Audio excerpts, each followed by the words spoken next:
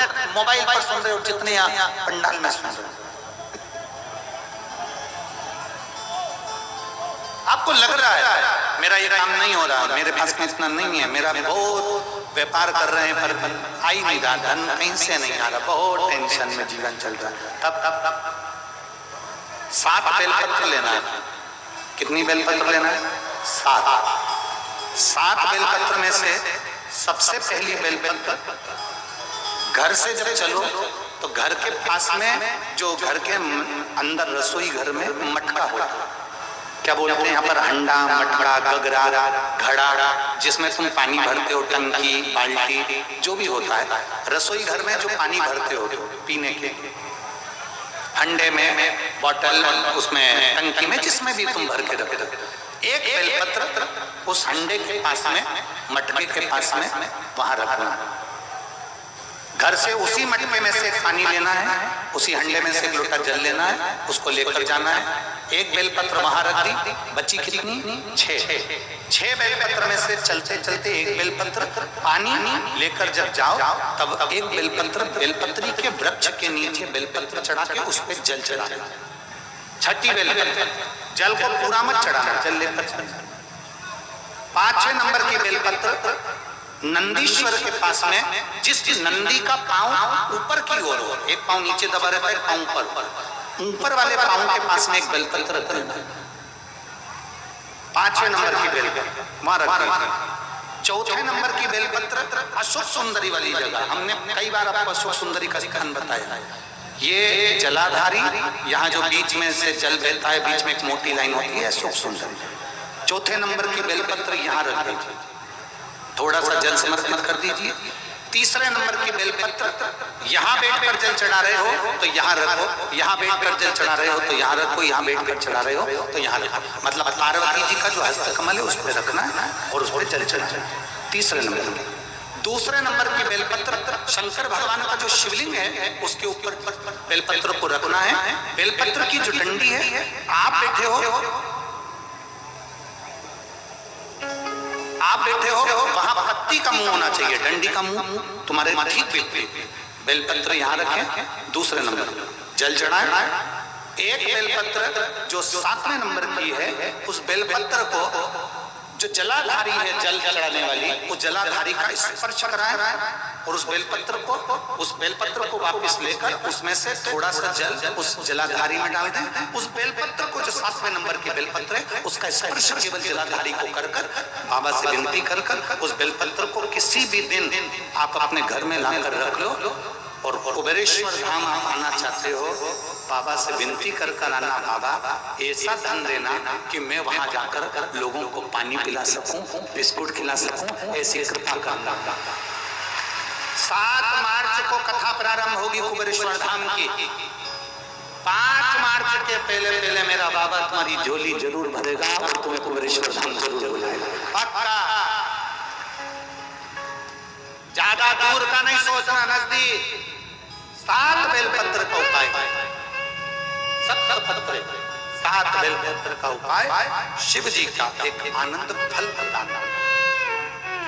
पहली परिंदे के पास, 2री बेलपत्र के वृक्ष के नीचे, 3री नंदी के यहाँ, 4थी अशोक सुंदरी के यहाँ, 5वीं पार्वती जी के यहाँ, 6ठी भगवान शंकर के ऊपर, 7वीं जलाधारी का स्पर्श कराकर वापस।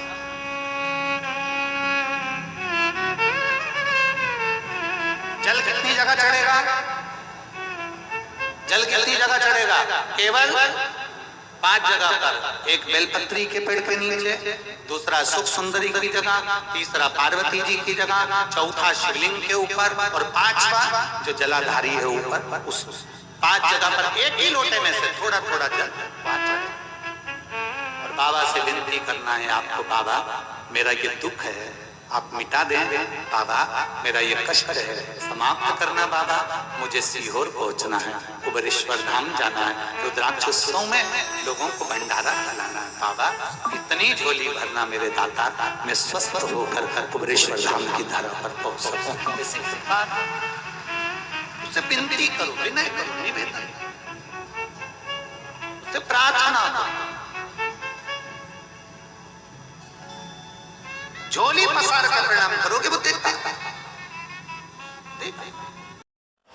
व्यापार व्यवसाय नहीं चल रहा हो, नौकरी सर्विस नहीं मिल रही हो, बहुत तकलीफ हो,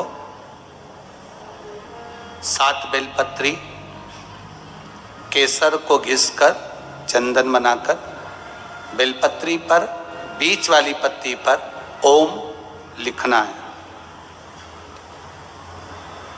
दोनों पत्तियों पर भी एक आद्यशक्ति जगदम्बा के नाम की केसर की बिंदी लगाना है, दूसरे में श्री गणेश रिद्धि सिद्धि के नाम की बिंदी लगाना है। शिव जी पर समर्पित करते जाना, शंकर को चढ़ाते जा। सोमवार की अष्टमी के दिन भगवान शंकर को बेलपत्र समर्पित जरूर करना चाहिए, वो भी शाम के समय पर। आप लोग तो जानते होंगे कि सोमवार की जो अष्टमी होती है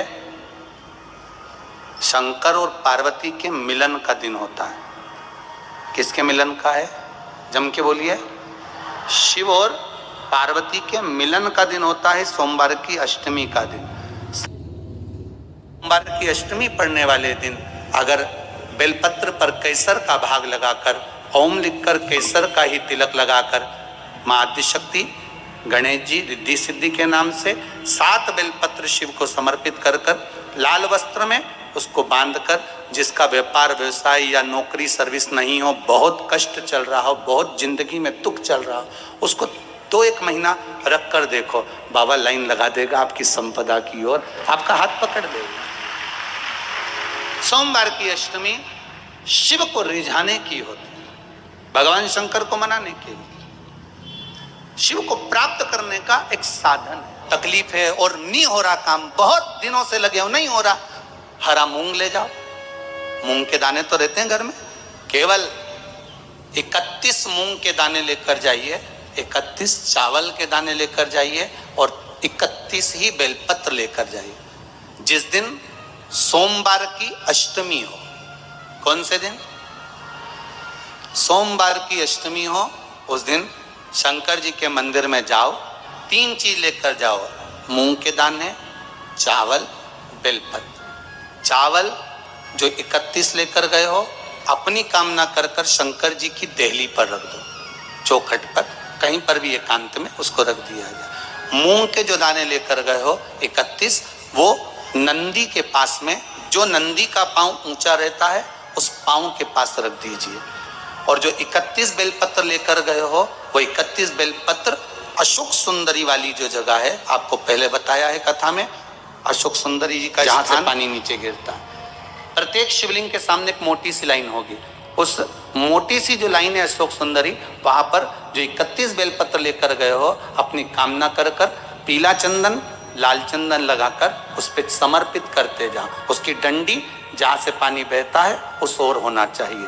आप निवेदन कर कर देखो, एक सोमवार की अष्टमी पर कर कर देखना, दूसरी सोमवार की अष्टमी आएगी, अपने आप आपका काम हो गया होगा। बाबा से निवेदन तो करो, क्यों भटक रहे? भोला सब दुख काटो। घर में अगर कोई व्यक्ति बीमार पड़ा है, घुटने दुख रहे हो, कमर दुख रही हो, पीठ दुख रही हो, कंधा दुख रहा हो, सिर दुखता रहता हो, आंखों में जलन रहती हो, कोई भी तकलीफ रहती हो, तो सीधी सीधी शिव पुराण कहती है सोमवार के दिन की अष्टमी। कौन से दिन की? सोमवार के दिन अगर अष्टमी पड़ जाए, अष्टमी तिथि, तो 14 दाने चने की दाल के लेकर सोमवार की अष्टमी के दिन उस व्यक्ति पे से 14 बार उतार कर शंकर जी का नाम लेकर शंकर जी के मंदिर में शिव जी पे चढ़ा दो, उस व्यक्ति को शारीरिक कष्ट बंद हो जाएगा। श्री शिवाय नमस्तुभ्यम। साथियों, सोमवार की अष्टमी के ये बहुत ही प्यारे और अचूक उपाय हैं, इन्हें जरूर करें। जो मनोकामना है उस मनोकामना की पूर्ति के लिए आप इनमें से कोई भी एक उपाय, 2 उपाय या चाहो तो आप 3-4 उपाय भी एक साथ सोमवार की अष्टमी के लिए कर सकते हैं। जैसे धन प्राप्ति के लिए कर लिया, रोगों से मुक्ति के लिए अलग से उपाय कर लिया, अगर कोई कार्य हमारा अटक रहा है तो उसके लिए उपाय कर लिया। तो बहुत ही अचूक उपाय हैं, चैनल को आप जरूर सब्सक्राइब कर दीजिए। दोस्तों चलिए आगे बताती हूँ आपको। अटके हुए कार्य की सिद्धि के लिए गुरुदेव ने अपनी शिव महापुराण कथा में सोमवार की अष्टमी का बहुत ही प्यारा उपाय बताया है। क्या करना है, कोई भी कार्य अगर आपका अटक रहा है, नहीं हो रहा है, तो एक ही दीपक में 2 लंबी बाती लगाइए। जी हाँ, 2 लंबी बाती लगाइए। उसमें घी भरना है देसी गाय का। शिवालय में शिवलिंग के सामने आपको दीपक प्रज्वलित कर देना है और माता जगत जननी का सुमिरन करें, भगवान शिव का सुमिरन करें और जो आपका कार्य अटक रहा है उसका मन ही मन सुमिरन करके भगवान को अपना नाम व गोत्र बोलते हुए वह कार्य पूर्ण हो, ऐसी विनती करके आप आ जाइए। आप देखोगे अगली सोमवार की अष्टमी आएगी, उससे पहले आपका कार्य हो जाएगा। तो ये 2 बाती वाला उपाय भी आप जरूर करें। साथ ही जानते हैं एक और अचूक उपाय। सोमवार के दिन या सोमवार की अष्टमी पड़ने वाले दिन इस उपाय को किया जाता है तुम रुक्का बाबा के नाम से। क्या करना है, गोल बाती वाला आपको दीपक लेना है, उसमें गोल बाती रखनी है दीपक में, उसमें देसी गाय का घी भर देना है, थोड़ी सी डालनी है उसमें काली तिल और शिवालय में शिवलिंग के सामने या चौखट पर कहीं पर भी इस दीपक को लगा सकते हैं। तुम रुक्केश्वर बाबा का नाम लेकर के यह दीपक आप प्रज्वलित कर दीजिए काली तिल्ली वाला। मन ही मन आपका कार्य बोलिए, वह कार्य आपका जरूर और जरूर संपन्न होगा। बहुत ही छोटे छोटे उपाय हैं पर बहुत ही सटीक उपाय हैं, अभी तक कभी भी फेल नहीं हुए हैं। आप सामने देख रहे हैं पार्थिव शिवलिंग का निर्माण हो रहा है। ये 108 शिवलिंग बनाए जा रहे हैं। यह मासिक शिवरात्रि पर, महाशिवरात्रि पर या फिर सोमवार की अष्टमी या किसी भी सोमवार पर आप इस तरह से शिवलिंग बना करके उनका पूजन कर सकते हैं, अभिषेक कर सकते हैं। कोई भी अगर आपका कार्य है वह कार्य जरूर पूर्ण होता है पार्थिव शिवलिंग का निर्माण कर उनका पूजन अभिषेक करने से। पार्थिव शिवलिंग पर पूरा वीडियो चैनल पर डला हुआ है, आप जरूर देखना। महाशिवरात्रि पर आप किस तरह से पूजन कर सकते हैं, किस तरह से आपको पूजा पार्थिव शिवलिंग की करनी चाहिए जिससे सारे कार्य सिद्ध होते हैं, वह आप जरूर देखना। और महाशिवरात्रि पर या सोमवार की अष्टमी पर पार्थिव शिवलिंग बना कर पूजन अभिषेक कर उसी दिन इसका विसर्जन भी कर लेना चाहिए, जिससे सारे कार्य संपन्न होते हैं। दोस्तों वीडियो को जरूर शेयर करना। पंडित प्रदीप मिश्रा जी द्वारा बताए सारे ही उपाय आपको अपने इस चैनल से प्राप्त होते रहते हैं, इसलिए वीडियो को शेयर करें, चैनल को सब्सक्राइब करें। हर हर महादेव, श्री शिवाय नमस्तुभ्यम। अगर आपके कोई प्रश्न रहते हैं कमेंट करना, हम उनके उत्तर देने की जरूर कोशिश करेंगे।